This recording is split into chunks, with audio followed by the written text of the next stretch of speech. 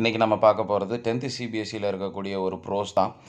இந்த ப்ரோஸ் எங்கே ஸ்டார்ட் ஆகுது அப்படின்னா, டியூரிங் செகண்ட் வேர்ல்டு வார் அங்கே ஒரு பொண்ணு தன்னோட பாட்டி கூட ஒரு அண்டர் கிரவுண்டில் வாழ்கிறாங்க. பிகாஸ் ஹிட்லர் வந்து அந்த கண்ட்ரியை வந்து கைப்பற்றினதுக்கப்புறம் அவங்க பாட்டி கூட ஒரு அண்டர் கிரவுண்டில் இருக்கக்கூடிய வீட்டில் வாழ்கிறாங்க. அப்போ அவங்க அப்பா கொடுத்த, அதாவது தன்னுடைய 13வது பிறந்த நாளுக்கு அவங்க அப்பா கொடுத்த அந்த டைரியில் நிறையா விஷயங்கள் எழுதுறாங்க. ஸோ இப்போ தெரிஞ்சிருக்கும் நம்ம எந்த ஸ்டோரியை பற்றி பார்க்க போகிறோம் அப்படின்னு சொல்லிட்டு. Yes, it is none other than from the diary of Anne Frank. From the diary of Anne Frank. Anne Frank lived in Holland after Hitler invaded. His father and mother left her and her sister to her grandma. Anne Frank வந்து ஹாலண்டில் வாழ்ந்துட்டுருக்காங்க. அப்போ வந்து Hitler வந்து அந்த Haaland நாட்டை கைப்பற்றுறாரு. அவங்க அப்பாவும் அம்மாவும் ஆனி ஃப்ராங்கையும் அவங்களுடைய சிஸ்டரையும் வந்து அவங்களுடைய கிராண்ட்மா கிட்ட விட்டுட்டு போகிறாங்க. She was gifted a diary on her 13th birthday. She named it Kitty and made it her best friend in her loneliness. அவங்க வந்து ஆனி ஃப்ராங்குக்கு 13வது பர்த்டே அப்போது அவங்க அப்பா வந்து ஒரு டைரி ப்ரெசென்ட் பண்ணுறாரு. அந்த டைரிக்கு இவங்க கிட்டி அப்படின்னு நேம் வைக்கிறாங்க. அதுக்கப்புறம் அவங்க வாழ்க்கையில் நடக்கிற நிறைய விஷயங்கள் அந்த டைரியில் எழுதிட்டு வர்றதுனால அந்த டைரிக்கு அவங்க என்ன பேர் வைக்கிறாங்க அப்படின்னா கிட்டி. பிகாஸ் லோன்லினஸ், தனிமையில் இருக்கும்போது யாருக்கிட்ட அதிக விஷயங்கள் ஷேர் பண்ணிக்கிறோமோ அவங்கள தான் நம்ம பெஸ்ட் ஃப்ரெண்டாக கன்சிடர் பண்ணுவோம் இல்லையா? ஸோ இவங்க, அதாவது ஆனி ஃப்ராங்க் வந்து அந்த டைரியில் நிறைய விஷயங்கள் அவங்க சொல்கிறதுனால அவங்க அந்த டைரியை வந்து பெஸ்ட் ஃப்ரெண்டாக திங்க் பண்ணுறாங்க. She wrote every problem and happenings in her diary. Yes, முன்னாடியே சொன்ன மாதிரி அவங்களுடைய லைஃப்பில் நடந்த நிறையா விஷயங்களை பற்றி அவங்க அந்த டைரியில் தான் நமக்கு சொல்கிறாங்க. ஸோ அந்த பிக்சர் பார்த்தீங்கன்னா நமக்கு தெரியும். ஓகேங்களா?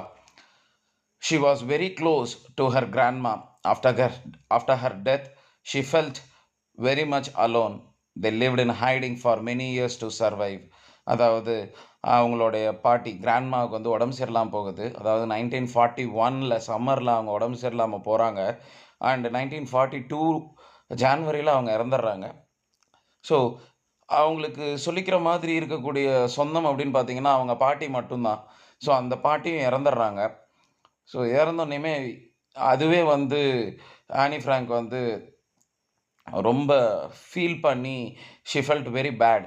ஓகேங்களா? ஏன் அப்படின்னா அவங்க அந்த மறைஞ்சு ரொம்ப வருஷமாக அந்த உயிர் வாழ்கிறதுக்காக அவங்க மறைஞ்சு வாழ்ந்ததே வந்து அந்த பாட்டி கூட தான் அவங்க நிறைய நேரம் வந்து டைம் ஸ்பெண்ட் பண்ணியிருக்காங்க அப்படின்றது தான் உண்மை. தன்னுடைய பேரண்ட்ஸ் கூட டைம் ஸ்பெண்ட் பண்ணதை விட அந்த பொண்ணு ஆனி ஃப்ராங்க் வந்து அவங்களுடைய பாட்டி கூட தான் வந்து அதிக நேரம் டைம் ஸ்பெண்ட் பண்ணியிருக்காங்க. ஓகேங்களா? She was lovable of every teacher except Mister Keesing who taught maths. Mister Keesing got annoyed with her talkative nature. எல்லா ஸ்டூடெண்ட்டுக்குமே இருக்கிறது தான். எல்லா ஸ்டூடெண்ட்டும் எல்லா டீச்சர் கூடயும் பெட்டாக இருக்க மாட்டாங்க. அதே மாதிரி எல்லா டீச்சரும் அந்த டீச்சர் வந்து எல்லா ஸ்டூடெண்ட்ஸுக்கிட்டையும் ஒரே மாதிரியே நடந்துக்க மாட்டாங்க. மிஸ்டர் கீசிங்க்கு வந்து ஆனி ஃப்ராங்கோட அந்த டாக்கட்டிவ் வே வந்து அவருக்கு வந்து பிடிக்காம போயிடுச்சு. ஸோ இவங்களும் வந்து மிஸ்டர் கீசிங் கிட்ட ஒரு டிஸ்டன்ஸ் மெயின்டைன் பண்ணிட்டு தான் இருந்தாங்க அப்படின்னு சொல்லி நம்ம பார்க்குறோம். He punished her by giving her extra homework many a time. ஒரு டீச்சரால் அட்மோஸ்ட் என்ன பண்ண முடியும் அப்படின்னு பார்த்தீங்க அப்படின்னா, ஆப்வியஸ்லி உண்மையாக சொல்லணும் அப்படின்னா ஒர்க் லோடு கொஞ்சம் அதிகமாக கொடுப்பாங்க இல்லையா? அந்த மாதிரி தான் மிஸ்டர் கீசிங் என்ன பண்ணுறாங்க அப்படின்னா ஆனி ஃப்ராங்குக்கு ஒர்க்கு கொடுக்குறாரு. He asked her to write an essay on a chatterbox. He also put a slip of it on her bag to remind her about it. அவர் வந்து ஆனி ஃப்ராங்கை சாட்டர் பாக்ஸ் அப்படின்னு சொல்லி அந்த டைட்டிலில் ஒரு எஸ்ஸே எழுதிட்டு வா அப்படின்னு சொல்கிறாரு. மறந்துடுவாங்க, ஆனி ஃப்ராங்க் மறந்துடுவாங்கன்னு சொல்லிட்டு அவர் என்ன பண்ணுறாரு, ஒரு ஸ்லிப்பையும் கொடுத்து அனுப்புகிறாரு, பேக்கில் போட்டு அனுப்புகிறாரு. எதுக்காக அப்படின்னு பார்த்தீங்கன்னா, நம்மளுடைய தப்பை பற்றி நம்ம பேசும்போதோ எழுதும்போதோ நம்மளை அறியாமையே அந்த தப்பு நம்ம ரியலைஸ் பண்ண ஆரம்பிச்சிருவோம். சைக்கலாஜிக்கலாக அதுதான் உண்மையும் கூட.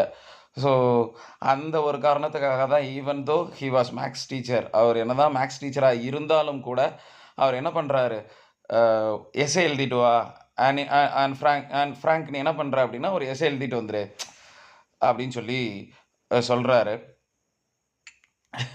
ஓகேங்களா? அடுத்தது பாருங்கள். She wrote the 3 pages for her satisfaction.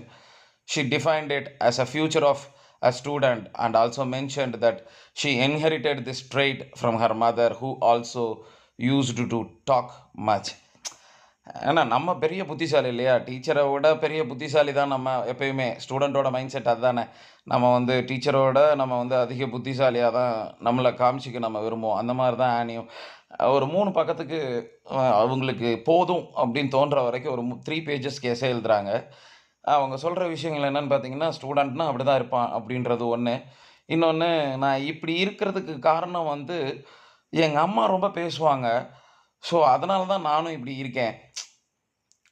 அதாவது தன்னுடைய தப்பு அது எது அந்த டீச்சர் வந்து தட் மீன்ஸ் மிஸ்டர் கீசிங் வந்து எந்த ஒரு விஷயத்த தப்பு அப்படின்னு சொல்றாரோ, அத வந்து ஆனி ஃப்ராங்க் என்ன பண்றாங்க அப்படின்னா, நியாயப்படுத்துறாங்க. அவங்களுடைய பாயிண்ட் ஆஃப் வியூல சொல்றாங்க.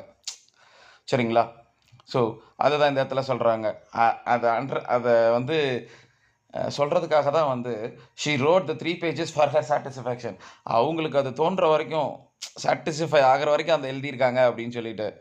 Okay, Mister Keesing read Annie's essay in front of class and laughed at it. He gave her another essay as a punishment on the topic, an incorrigible chatterbox, and quack, quack, quack, said Mistress Chatterbox. அவரு mister கீசிங் என்ன பண்ணுறாரு அப்படின்னா, எல்லா students முன்னாடியும் அந்த எஸ்ஸேவை படிச்சுட்டு ரொம்ப சிரித்து முடிச்சுட்டு, இல்லை நீ இதெல்லாம் சரிப்பட்டு வராது, நீ திரும்ப இன்னொரு எஸ்ஸே எழுதிட்டு வா அப்படின்னு சொல்லி என்ன சொல்கிறாரு, an incredible incorrigible chatterbox and quack quack quack said mistress chatterbox அப்படின்னு சொல்லி கொடுக்குறாரு. இந்த தடவை மேடம் என்ன பண்ணுறாங்க அப்படின்னா, Annie wanted to write something interesting and different this time. So with the help of her friend Anne, who was good at poetry, she wrote an essay in verse. எப்படியாவது வந்து அந்த மிஸ்டர் கீசிங்கோட வாயை அடைச்சிடணும் அப்படின்னு சொல்லி முடிவு பண்ணிட்டு, இந்த தடவை ஏதாவது டிஃப்ரெண்ட்டாக ஏதாவது பண்ணணும் அப்படின்னு சொல்லி தன்னோட ஃப்ரெண்டு சான் அப்படின்றவங்க போயம் நல்லா எழுதுவாங்க. ஸோ இவங்க என்ன முடிவு பண்ணிட்டாங்கன்னா, இந்த எஸ்ஸேவை நம்ம கவிதை நடையில் எழுத போகிறோம், அப்படி எழுதி கொடுத்துட்டா நமக்கு பிரச்சனை இருக்காதுல்ல அப்படின்னு சொல்லி முடிவு பண்ணி எழுதுறாங்க. அது எதை பற்றினது அப்படின்னா, it was about 3 duckling going deaf because their father duck beat them as they quack way too much. அதாவது ஒரு 3 குட்டி வாத்துங்களை பற்றி எழுதுறாங்க. அந்த வாத்துங்க வந்து செவிடா போயிடுறாங்க. ஏன் அப்படின்னா, அந்த அப்பா வாத்து என்ன பண்ணுறாங்க அப்படின்னா, இவங்க ஓவராக சத்தம் போடுறாங்கன்றதுக்காக அடித்து அவங்க காது வந்து கேட்காம போயிடுது அப்படின்னு சொல்லிட்டு. இன்டெரக்டாக என்ன சொல்ல வராங்க அப்படின்னா, ஸ்டூடெண்ட்ஸ் அதாவது சின்ன குழந்தைங்க அப்படின்னா இப்படி தான் பேசிக்கிட்டு இருப்பாங்க. அதுக்காக பனிஷ்மெண்ட் கொடுக்கறது நியாயம் இல்லை. பனிஷ்மெண்ட் கொடுத்தா வந்து எதுவுமே மாறிடாது. அதோடைய வந்து நெகட்டிவ் பார்ட்டையும் யோசிக்கணும் அப்படின்னு சொல்லி அந்த டீச்சருக்கு புரிய வைக்கிறாங்க Anne Frank. Mister Keesing took the joke in the right way and didn't bother Annie for talking after that incident. She was not even given any extra homework after that. ஆமாம், ஆனி Frank என்ன நினச்சி அந்த எஸ்ஸேவை எழுதி கொடுத்தாங்களோ அது நடந்துடுச்சு. அவங்க பேசுகிறத பற்றி அந்த இன்சிடெண்ட்டுக்கு அப்புறம் அந்த concern teacher, that means Mister Keesing, Anne Frank பேசுகிறத பற்றியும் எதுவுமே கண்டுக்கிறதில்ல. அதே மாதிரி அவங்களுக்கு எக்ஸ்ட்ரா எந்த ஒர்க்கும் கொடுக்கறதில்ல அப்படின்றது தான். ஸோ ஒரு சின்ன விஷயந்தான். எப்பயுமே பனிஷ்மெண்ட், அதாவது தண்டனை அப்படின்ற ஒரு விஷயம் வந்து நம்ம லைஃப்பில் ஏதோ ஒரு பாதிப்பையும், அதாவது பாசிட்டிவான எந்த ஒரு பாதிப்பையும் ஏற்படுத்தாது அப்படின்றது தான் இந்த ஸ்டோரியில் நமக்கு ஆனி ஃப்ராங்க் டைரி மூலமாக நம்ம தெரிஞ்சுக்கணும்.